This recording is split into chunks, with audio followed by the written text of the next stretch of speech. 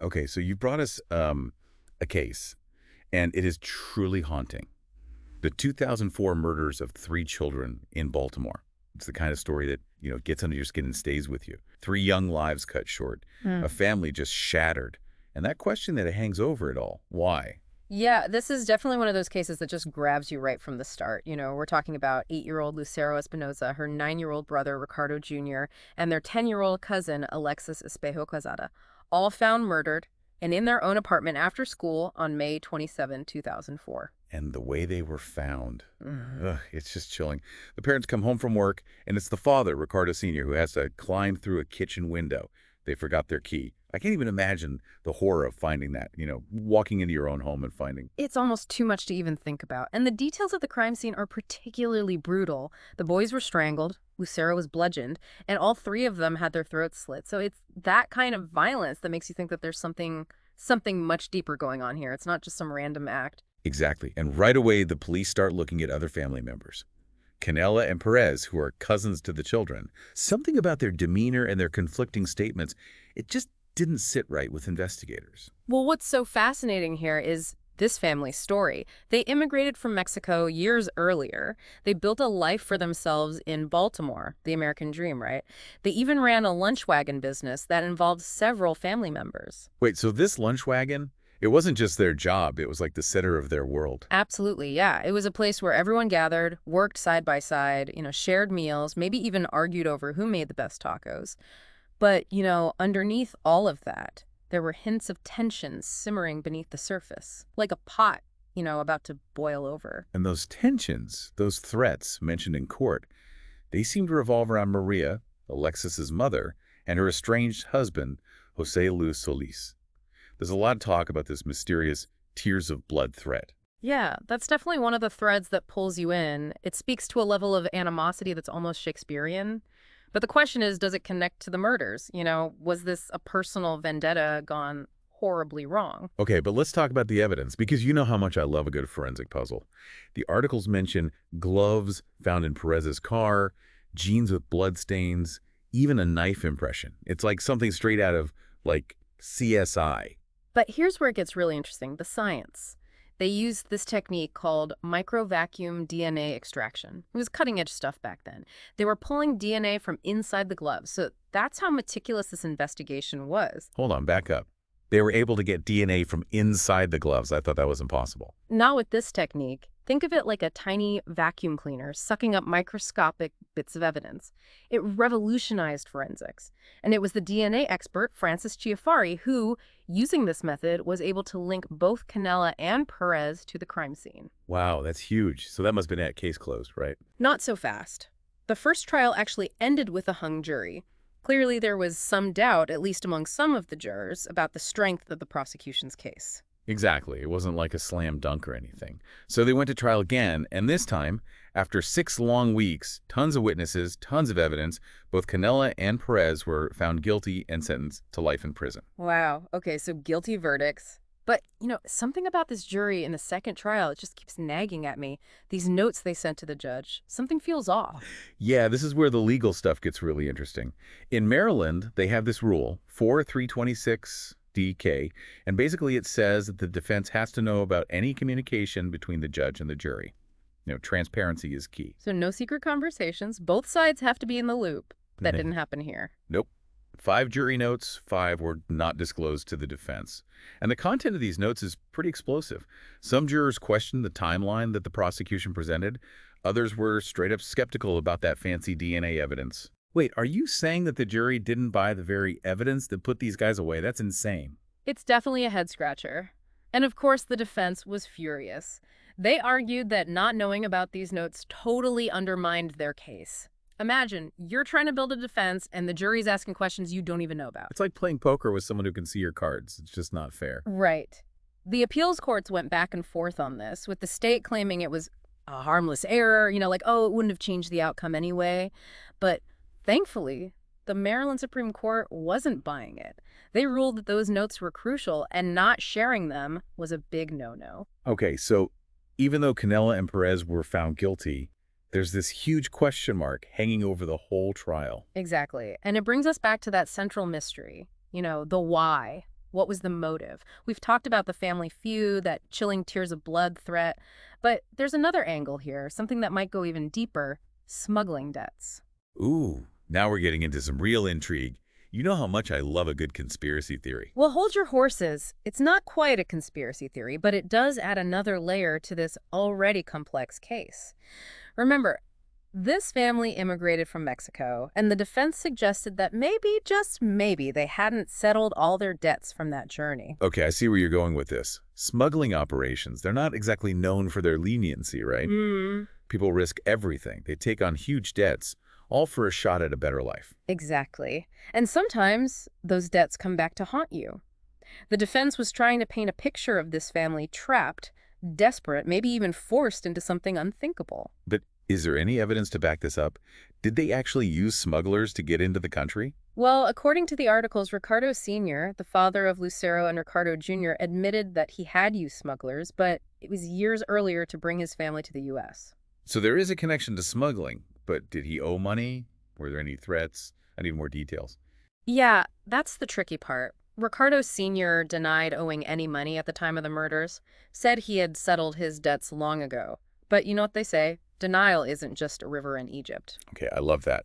But seriously, he could have been lying, right? Yeah. Maybe to protect himself or someone else in the family. This is getting juicy. The plot thickens, right? But unfortunately, the sources are pretty vague on this point. We don't have like a smoking gun, you know?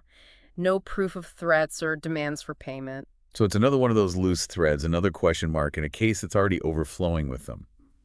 This is frustrating. We're so close to like cracking this thing wide open. We just need that one missing piece. I know, it's like we're standing right on the edge of a breakthrough, but something is holding us back. But hey, that's what makes this deep dive so compelling, right? Okay, so we've got family feuds, mysterious threats, possible smuggling debts.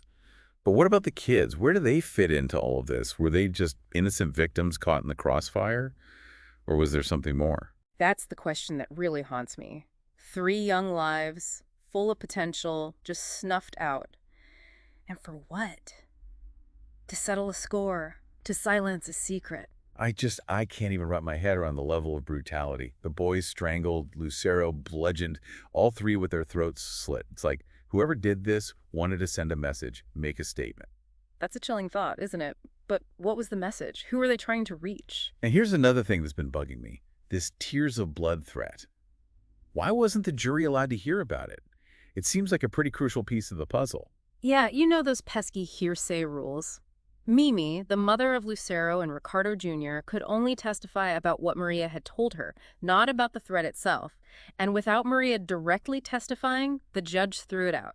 But come on, hearsay or not, wouldn't that have at least raised some reasonable doubt? I mean, if someone's threatening with tears of blood, that's probably not a good sign, right? You would think so, wouldn't you? But the legal system, with all its rules and procedures, sometimes it misses the forest for the trees. So we're left with all these unanswered questions. Was it a family feud? A smuggling debt gone wrong? A random act of violence? Or was there something else at play, something even darker that we haven't even considered? It's like we're looking at a puzzle with half the pieces missing. We can see the outlines, the general shapes, but the details, the ones that would really bring the picture into focus, they're just gone. Ugh, it's enough to drive you crazy. But you know what? Even with all these missing pieces, I still feel like we're getting closer to the truth. I agree. And sometimes, the journey is just as important as the destination, right? Okay, wise guy. Very philosophical. But seriously, what do you think is the most important takeaway from all this? Like, if we had to condense this whole deep dive into one essential truth, what would it be? I think for me, it's the reminder that even in the face of seemingly insurmountable obstacles, even when the system seems rigged against you, the pursuit of justice is never in vain. The fact that this case went to trial twice, that the defense fought tooth and nail to expose those hidden jury notes, it shows that even in the darkest of times, there are those who will fight for what's right, who will refuse to let the truth be buried. It's easy to get lost in all of it, the legal back and forth, the evidence, the theories. But at the end of the day, we can't forget about the human cost of this whole thing. 3 children are gone, their parents, their families changed forever. It's heartbreaking. And when you think about those kids, Lucero, Ricardo Jr., Alexis, they were just starting their lives. They had hopes, they had dreams, and it was all wiped away in an instant. And the parents, I just can't imagine, like, the guilt, the pain of knowing they weren't there. to protect their own kids, and then to have to face a trial, relive those horrors over and over. It's unimaginable. Yeah, it's a burden no parent should have to bear. Huh. And then there's that question of motive, right? That nagging feeling that we may never really truly understand what drove someone to do something so horrific. It's like a giant question mark hanging over this whole case. Did Canela and Perez really do it, or were they scapegoats, pawns in some larger game? And if so, who was pulling the strings? Yeah, those are questions that might never be fully answered, but even without all the pieces, I still think there are things we can learn from this whole deep dive. Oh, absolutely. For me, it's a reminder that sometimes the pursuit of justice, it isn't about finding all the answers. It's about asking the right questions. It's about challenging assumptions, digging deeper, refusing to accept those easy explanations. It's also about recognizing the limits of our legal system. The jury note controversy really shows that even with all the rules and procedures in place, mistakes can happen, information can be withheld, and in the end, justice can be compromised. It really makes you wonder how many other cases are out there where the full truth is it's hidden, buried under all these layers of legal jargon, procedural technicalities. Oof. It's a sobering thought, for sure, but it's also a call to action, I think. It reminds us to be vigilant, question authority, and demand transparency from our justice system. So after all this, is there any hope for closure? For this case, I mean. Will we ever know for sure what happened to Lucero, Ricardo Jr., and Alexis? Well, closure is a complex thing, isn't it? For some people, it might come from the guilty verdicts, the knowledge that those who did it were held accountable. But for others, it might mean uncovering those missing pieces of the puzzle, finally understanding the why behind this senseless tragedy. But maybe, just maybe, closure can also come from just acknowledging those unanswered questions, from accepting that some mysteries might always remain unsolved. Yeah, and from honoring the memory of those lost, keeping their stories alive, and fighting for a world where tragedies like this, just never happen again. This deep dive, it's been a real eye-opener, a real journey through the dark heart of a family tragedy, and the complexities of our legal system.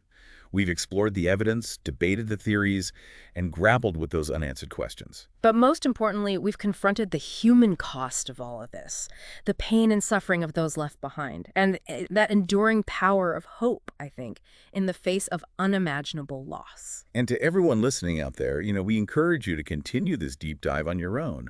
Explore the court transcripts, delve into the news coverage, and let those lingering questions guide you, guide your search for understanding. Because the search for truth, for justice, for closure, it's a journey, and it belongs to all of us. Until our next deep dive, stay curious, keep questioning, and never let the shadows of doubt extinguish the flame of hope.